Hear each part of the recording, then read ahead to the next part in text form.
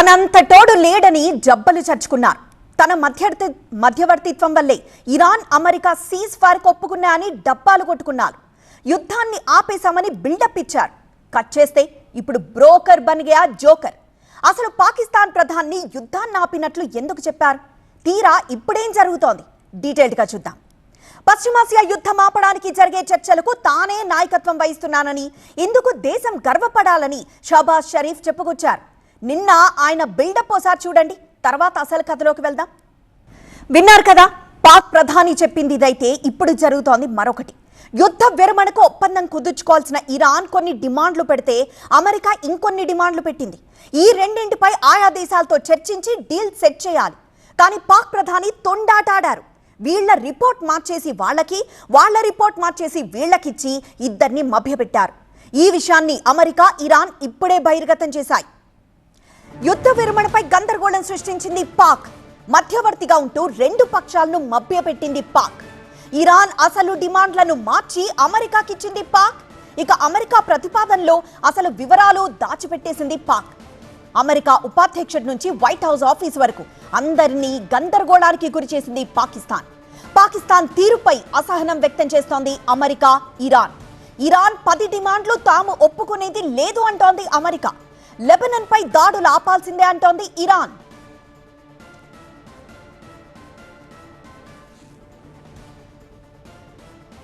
యుద్ధ విరమణపై గందరగోళం సృష్టించింది పాక్. మధ్యవర్తిగా ఉంటూ రెండు పక్షాలను కూడా మభ్యపెట్టింది పాక్. ఇరాన్ అసలు డిమాండ్లను మార్చి అమెరికాకి ఇచ్చింది. అమెరికా ప్రతిపాదనల అసలు వివరాలు పాక్ పూర్తిగా దాచిపెట్టేసింది. అండ్ షహబాజ్ షరీఫ్ కి సంబంధించిన ట్వీట్ ని మనం చూస్తున్నాము. అంటే వెంటనే సీజ్ ఫైర్ కి అమెరికా ఒప్పుకుంది. సో లెబనాన్ తో సహా ఇమ్మీడియట్లీ ఎఫెక్టివ్ సీజ్ ఫైర్ అనేది ఇమ్మీడియట్ గా ఆచరణలోకి వస్తుంది అంటూ షహబాజ్ షరీఫ్ ఆయన చేసిన ట్వీట్ ని మనం చూస్తున్నాం. సో ఇక్కడ చూస్తుంటే సీజ్ ఫైర్ కి సంబంధించి లెబనాన్ కూడా ఇంక్లూడెడ్ అన్నట్లుగా షహబాజ్ ట్వీట్ ఉంది. కానీ మరొక వైపు డిపార్ట్మెంట్ ఆఫ్ స్టేట్ ఆఫ్ అమెరికాకి సంబంధించి ప్రెసిడెంట్ ట్రంప్ ఎప్పటికీ యాక్సెప్ట్ చెయ్యరు దానికి సంబంధించి ఈ డీల్ ని అంటూ అక్కడి నుండి వచ్చిన ట్వీట్ ని మరోవైపు చూస్తున్నాం. సో అమెరికా ప్రతిపాదనల అసలు వివరాలు కూడా పాక్ దాచిపెట్టినట్లు తెలుస్తోంది. అమెరికా ఉపాధ్యక్షుడి నుంచి వైట్ హౌస్ ఆఫీస్ వరకు అందరినీ గందరగోళానికి గురి చేసింది పాకిస్తాన్. అయితే పాకిస్తాన్ తీరుపై ఇటు అమెరికా, అటు ఇరాన్ ఇద్దరు అసహనం వ్యక్తం చేస్తున్నారు.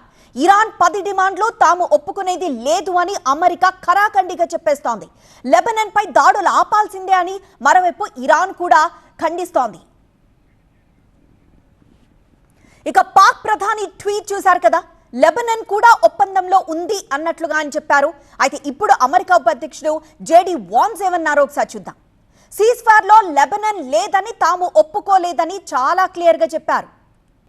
మరింత సమాచారం ఢిల్లీ నుండి మా బ్యూరో చీఫ్ గోపి అందిస్తారు. గోపి, ఇంత డైరెక్ట్ గా అంటే రెండు దేశాల మధ్య ప్రచ్ఛన్న యుద్ధం ఎలా జరుగుతుందో తెలిసిన తర్వాత కూడా పాకిస్తాన్ అంత బ్లంట్ గా ఎలా అబద్ధం చెప్పేసింది?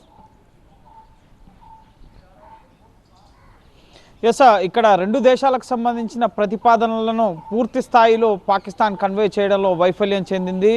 ఒక గందరగోళానికి ఇరు దేశాలను, ఇటు అమెరికాను, ఇరాన్ని గురి చేశాయి. దీనికి అమెరికా ఉపాధ్యక్షుడు జేడీ వాన్స్ వివరణ ఇచ్చారు. తప్పుడు ప్రచారం జరుగుతోంది.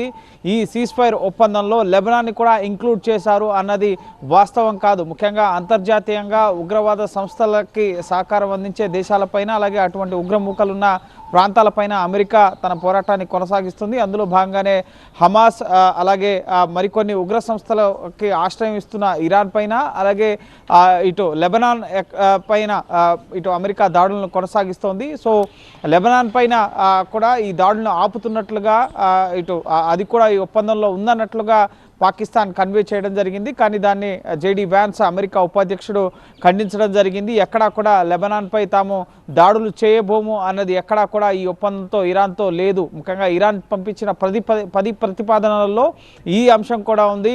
ఇటు లెబనాన్పై దాడులు ఆపాలి అన్న ప్రతిపాదన ఉంది. అలాగే తాము అణు పరీక్షల్ని ఆపేస్తాము, పూర్తిగా అమెరికా, అంతర్జాతీయ ముఖ్యంగా చట్టాలకు అనుగుణంగా వాటిని నిర్వహిస్తాము, వాటి పర్యవేక్షణ ఉంటుంది అన్న అంశానికి సంబంధించి మేము అంగీకరించము అని కూడా ఇరాన్ కొన్ని ప్రతిపాదనలు ఉంచడం జరిగింది. అమెరికా సైనిక బలగాలను పూర్తి స్థాయిలో ఉపసంహరించుకోవాలి, అలాగే ఈ యుద్ధ నష్టం వల్ల జరిగిన నష్టానికి అమెరికా ముఖ్యంగా నష్టపరిహారం ఇవ్వాలి, అలాగే హార్మోజ్ జలసంధి తమ నియంత్రణలో ఉండాలి. ఈ విధంగా 10 ప్రతిపాదనలు ఇటు ఇరాన్ అమెరికా ముందు ఉంచడం జరిగింది. సో ఈ ప్రతిపాదనలు కూడా డొనాల్డ్ ట్రంప్ ప్రాథమికంగా తిరస్కరించారు. వాటిని చెత్తబుట్టలో పడేయండి అని చెప్పి ముఖ్యంగా ఆయన స్పందించిన పరిస్థితి. సో ఖచ్చితంగా ఈ కాల్పుల విరమణ ఈ 24 గంటలు గడుస్తుంది. సో ఇది ముఖ్యంగా ముఖ్యంగా 2 వారాల పాటు కొనసాగుతుందా లేదా అన్న ఒక చర్చ కూడా కొనసాగుతుంది. ఎందుకంటే అసలు ఎల్లుండి చర్చలు జరుగుతాయా ఈ 2 దేశాల మధ్య? జేడీ వ్యాన్స్ పాకిస్తాన్కి వెళ్లేందుకు ముఖ్యంగా సెక్యూరిటీ థ్రెట్ ఉంది అన్న చర్చ జరుగుతోంది.